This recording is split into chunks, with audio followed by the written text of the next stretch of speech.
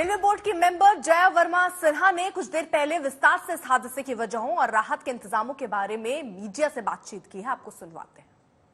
Main line set थी, दूसरे direction की थी, जिसको हम लोग अप मेन लाइन कहते हैं। उस लाइन का डायरेक्शन सेट था, रूट सेट था, हर तरह से सिग्नल सेट थे और सिग्नल ग्रीन थे।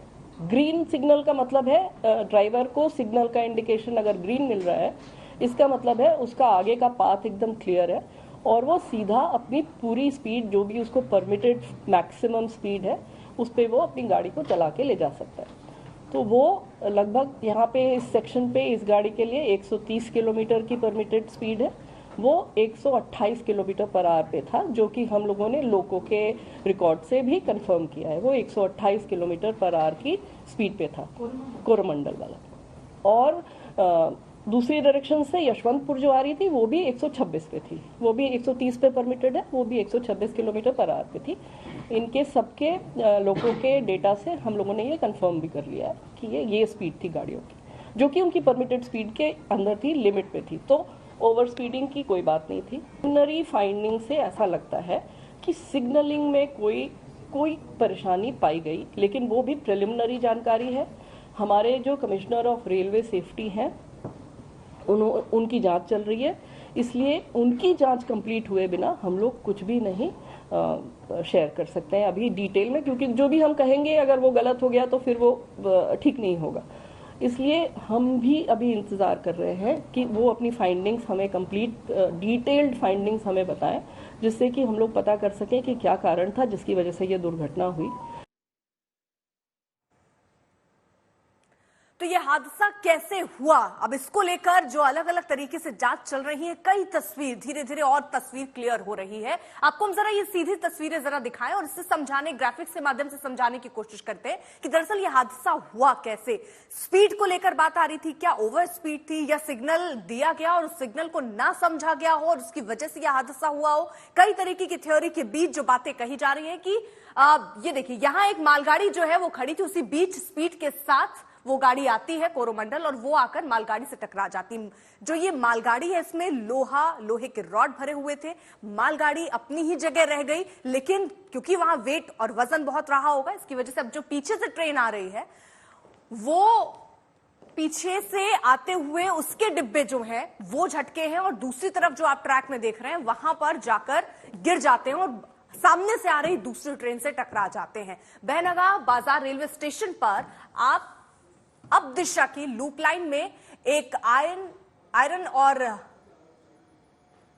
लोहे की रॉड से लदी ये मालगाड़ी खड़ी थी। इसके बीच दो और मेन लाइन थी, इनमें एक अप की ओर वाली मेन लाइन पर कोरोमंडल एक्सप्रेस आ रही थी और डाउन वाली मेन लाइन पर यशवंतपुर वाली एक्सप्रेस आ रही थी। इसके बाद एक डाउन की एक और लूप लाइन थी, उस पर भी एक मालगाड़ी खड़ी थी।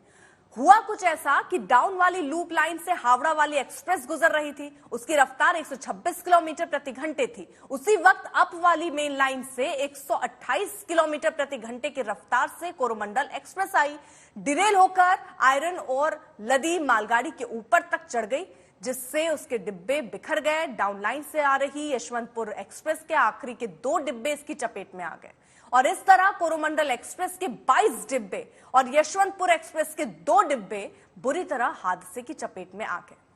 अब रेलवे की ओर से कहा जा रहा है कि कोरोमंडल एक्सप्रेस का सिग्नल बिल्कुल दुरुस्त था और उसे मेन लाइन में ही जाना था, लेकिन सवाल यह है कि एन स्टेशन के पास आते ही ऐसा क्या हुआ कि कोरोमंडल एक्सप्रेस पटरी से उतरी और लूप लाइन पर खड़ी मालगाड़ी के ऊपर चढ़ गई।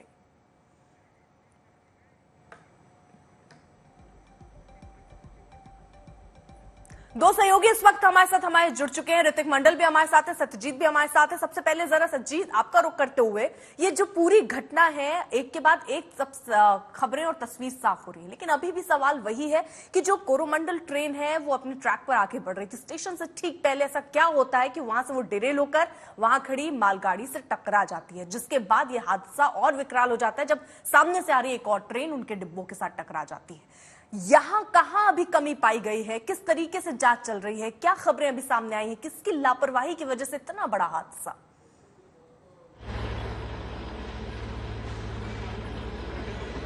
देखिए, जाहिर तौर पे ये इन्वेस्टिगेशन का मामला है और रेल मंत्री ने साफ तौर से कहा है कि रूट ऑफ द कॉज है उसको आइडेंटिफाई कर लिया गया है, जो मेन कॉज है उसको आइडेंटिफाई किया गया है। और इसके पहले पीएम ने भी लाउड एंड क्लियर बोला था, ये इंडिकेशन और मैसेज साफ तौर से दे दिया गया था कि अगर कोई दोषी है तो उसको बख्शा नहीं जाएगा, क्योंकि लगभग जो है 275 जानों का सवाल है, कितने लोग इंजर्ड हो गए और हर पहलू पे यहाँ पे तहकीकात की जा रही है। पीछे देखिए सीएफएसएल की टीम आई हुई थी, एक एक व्यक्ति जो यहाँ पे है उनसे पूछताछ की गई है। जो ऑपरेशनल मामले में लोग जो है जो जिनका जो है योगदान होता है ऑपरेशनल मामलों में, चाहे वो स्टेशन मास्टर हो, लाइन मैन हो, सबसे पूछताछ की गई है। सीएफएसएल की टीम आई हुई थी, उसने पूछताछ की है और हर पर्सपेक्टिव से, हर एंगल से जांच चल रहा है। साथ ही साथ आपको ये दृश्य दिखा रहे हैं कि कैसे सब कुछ रीस्टोर किया जाए, नॉर्मलसी कैसे रीस्टोर किया जाए, इसके लिए भी राउंड द क्लॉक काम हो रहा है। लगातार जो है काम किया जा रहा है, कोई स्टोन अनटर्न नहीं रखा जा रहा है। रेल मंत्री ने कहा है कि बुधवार से जो ट्रेनें डाइवर्ट, कम से कम 80 से ज़्यादा ट्रेनें डाइवर्ट किया गया है, उनके रूट बदले गए हैं या कैंसिल किए गए हैं, तो नॉर्मलसी रीस्टोर करना है।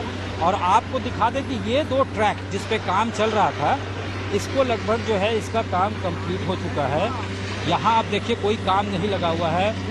एक जो है लास्ट वाला वहाँ जहाँ पे आपको रिपेयर वैन दिख रहा है, बस वहाँ पे अब उसको दुरुस्त किया जा रहा है। उसके बाद जो है जो एसओपी होता है रेलवेज का, ट्रेन को जो पैसेंजर ट्रेन को फ्लाई करने के पहले जो एसओपी होता है उसको अवॉइड किया जाएगा, उसको फॉलो किया जाएगा।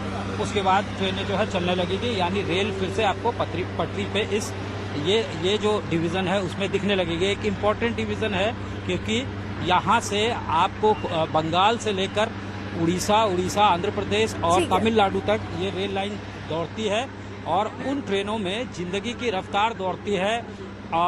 यहाँ से एक भारी तादाद में लोग जो है वहाँ पे या तो रोजी रोजगार के तलाश में जाते हैं। जो जनरल बॉगीज जो सबसे ज्यादा अफेक्टेड थे। जरा आप रहिए, जिस तरीके की सिचुएशन अभी रेलवे की तरफ से क्लियर किया गया है कि देखिए स्पीड ज्यादा नहीं थी, यानी अगर ये कहा जा रहा है कि क्या ट्रेन की स्पीड ज्यादा थी, वो कंट्रोल नहीं हो पाई और उसकी वजह से यह हादसा हुआ, तो ये तो रेलवे ने क्लियर किया कि स्पीड तेज नहीं थी, उसकी वजह से यह हादसा नहीं हुआ है। लेकिन हादसे के बाद जो लोग घायल हैं उनकी स्थिति का जरा जायजा ले लेते हैं। हमारे साथ ऋतिक मौजूद है, अस्पताल के बाहर इस वक्त वो मौजूद है। ऋतिक, घायलों की तबीयत इस वक्त कितनी, संख्या कितनी हो गई है घायलों की, और दिक्कतें वो भी हो रही है अस्पताल के बाहर, परिजन चक्कर लगा रहे हैं क्योंकि उनके अपने बहुत सारे ऐसे हैं जो मिल नहीं रहे हैं, उसलिए क्या इंतजाम किए गए?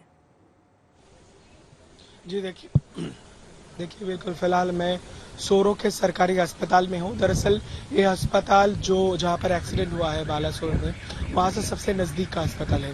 मैंने डॉक्टरों से बात की, और जो लोग यहाँ पर है उन मरीजों से, उन घायलों से बात की जिनके इलाज यहाँ पर चल रहा है। डॉक्टरों ने कहा कि शुक्रवार रात जब यह हादसा की खबरें आई तो उन्होंने लगा होगा कि चुटपुट का हादसा है, लेकिन बाद में 400 से ज्यादा घायलों को इसी अस्पताल में लाया गया था। उनमें से ज्यादा गंभीर चोटों के साथ फौरन यहां से बालासोर उन्हें रेफर कर दिया गया था। लेकिन आज सुबह से मैं देख रहा हूं इस सोरो के जो अस्पताल है, बाकी अन्य सारे अस्पतालों में, बावजूद इसके सरकार की तरफ से तमाम वो चीजें, तमाम वो लिस्ट और उनके डिटेल्स वेबसाइट में तैर रहा है, उसके साथ साथ तमाम अस्पताल में लगा दिए गए। लेकिन बावजूद इसके बहुत से लोग हमें सुबह से मिले जो यहाँ पर अपने परिजनों के फोटो लिए यहाँ पर पहुंच रहे हैं, ढूंढ रहे हैं और दर बदर भटक रहे हैं। इसके साथ साथ वो इस अस्पताल के वार्ड्स में जाते हैं, तमाम उन घायलों से बात करते हैं, उनके चेहरा पहचानने की कोशिश करते हैं, उनसे बात करके समझने की कोशिश करते हैं।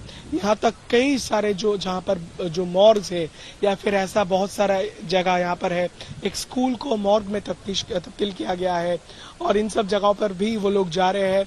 और खबरें जिस तरीके से हैं, हम जानते हैं कि उस दिन आनन फानन की स्थिति में ऐसा था कि सरकारी, गैर सरकारी आसपास में बीच रास्ते में इस घटना के जो दायरे में आता है, घटनास्थल के दायरे में गैर सरकारी अस्पतालों में भी मरीजों को लाया गया था।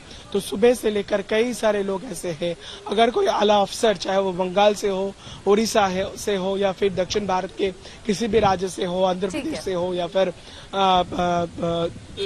चाहे कोई भी राज्य से हो, वो आ जाते हैं तो उनके पास वो पहुंचते हैं अपने परिजनों के खोज के लिए। तो दरअसल मंजर इस तरीके से है और ज्यादातर घायल जो है उनके इलाज इन तमाम अस्पतालों में फिलहाल चल रहा है। आप नजर बनाए रखिए।